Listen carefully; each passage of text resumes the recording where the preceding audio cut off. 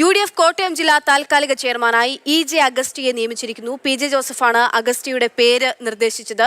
സജി മഞ്ഞക്കടമ്പിലിന്റെ രാജി തെരഞ്ഞെടുപ്പിനെ ബാധിക്കില്ലെന്ന് നേതൃയോഗത്തിന് ശേഷം തിരുവഞ്ചൂർ രാധാകൃഷ്ണൻ പ്രതികരിച്ചു.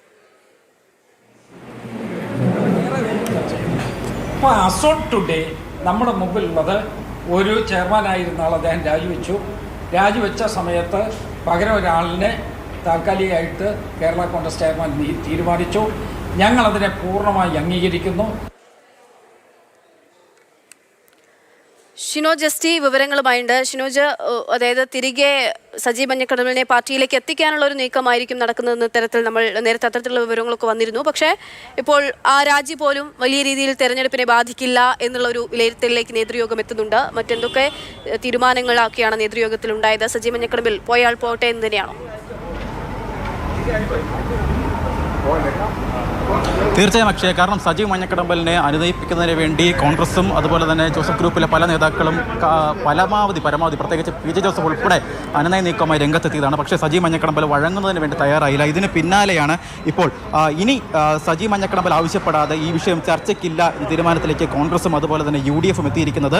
അതിനാൽ തന്നെ ഈ വിഷയത്തിൽ ഇനി മറ്റൊരു, അതായത് അതിന് പകരമായി UDFിൻ്റെ ജില്ലാ ചെയർമാനായിരുന്ന സജീവ് മഞ്ഞക്കടമ്പൽ രാജിവെച്ചതിന് പിന്നാലെ ഇപ്പോൾ താൽക്കാലിക ചെയർമാനായി EJ അഗസ്റ്റിയെയും തിരഞ്ഞെടുത്തിരിക്കുന്നു. അപ്പോൾ കാര്യങ്ങൾ ഏറെക്കുറെ വ്യക്തമാണ്.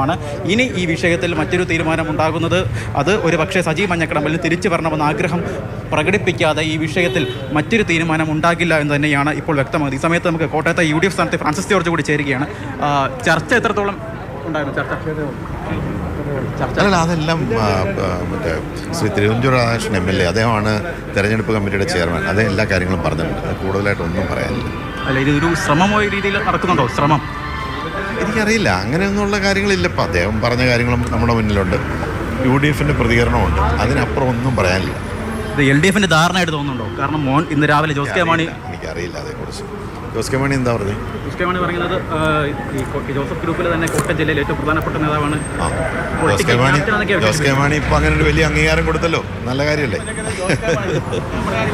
എന്തായാലും കാര്യങ്ങളിലൊക്കെ അംഗീകാരമല്ലേ അത്? എന്തായാലും പക്ഷേ കാര്യങ്ങളിലൊക്കെ തന്നെ ഏകദേശം ഒരു ധാരണയായിരിക്കുന്നു. കാരണം ഇനി അങ്ങോട്ട് പോയി സജീവ് മഞ്ഞക്കടമ്പലിന് വേണ്ടി അങ്ങോട്ട് പോയി സ്വീകരിക്കാനൊന്നും തന്നെ കോൺഗ്രസ് നേതാക്കൾ തയ്യാറല്ല. പകരം ഇങ്ങോട്ടൊരാവശ്യം ഉന്നയിച്ചാൽ മാത്രമേ ഈ വിഷയത്തിൽ ഇനി ചർച്ചയ്ക്കുള്ളൂ എന്ന നിലപാടിലേക്കാണ് കോൺഗ്രസ് എത്തുന്നത്.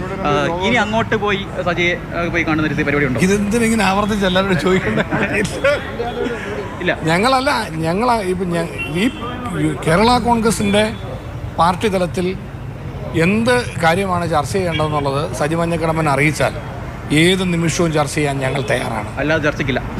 ചർച്ചയ്ക്ക് ഉണ്ടല്ലോ, ഞങ്ങൾ ചർച്ചയ്ക്ക് ഉണ്ടെന്നാണ് പറയുന്നത്. ഇത് തിരിച്ചെന്തിനാണ് പറയുന്നത്? ഇത് നെഗറ്റീവ് പറയാതെ ഞങ്ങൾ ചർച്ചയ്ക്കുണ്ട്, ചർച്ചയ്ക്ക് ഇരിക്കാൻ സജിയുടെ പ്രശ്നം പറയട്ടെ.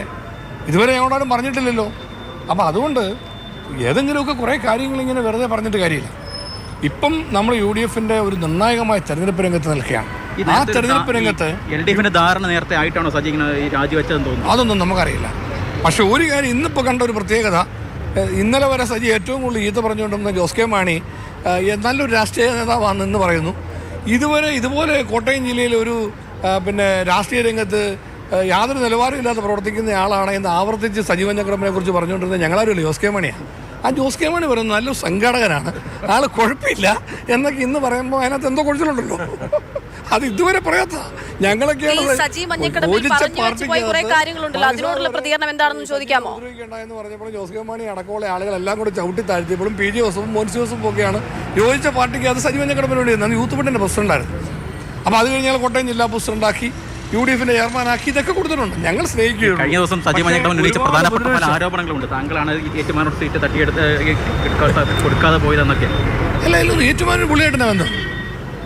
ഏറ്റുമാനും സജി മഞ്ഞക്കടമ്പുമായിട്ട് വല്ല ബന്ധമുണ്ട്. അതും പൂഞ്ഞാറിൽ പാലായിൽ ഒരു മേഖല സീറ്റ് ചോദിച്ചാൽ മനസ്സിലാക്കാം. ഇത് കേരള കോൺഗ്രസിൻ്റെ പ്രവർത്തകരാണ് അഭിപ്രായം പറയുന്നത്. ഏറ്റുമാനൂർ മണ്ഡലവുമായി ബന്ധപ്പെട്ട് ആ മണ്ഡലത്തിൻ്റെ പശ്ചാത്തലത്തിൽ ആർക്കാണ് സാധ്യത? പാലായിലാണെങ്കിൽ അല്ലെങ്കിൽ കടുത്തുരുത്തിയിലാണെങ്കിലും ഓരോ മണ്ഡലത്തിന്റെ സാഹചര്യങ്ങളിലല്ലേ സാധ്യത പാർട്ടി പരിശോധിക്കുന്നത്. അങ്ങനെ പാർട്ടി പരിശോധിച്ചപ്പോൾ